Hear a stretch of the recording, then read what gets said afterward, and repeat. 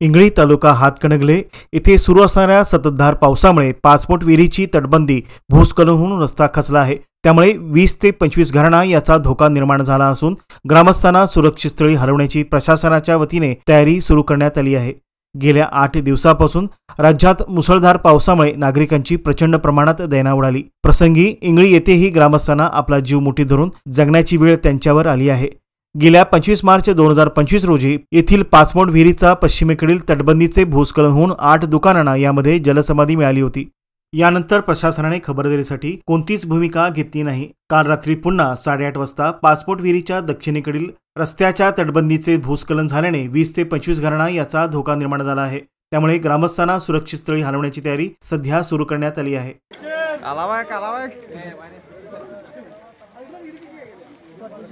इसका बैठा को क्या जाएगा बोल रहा है पढ़े देख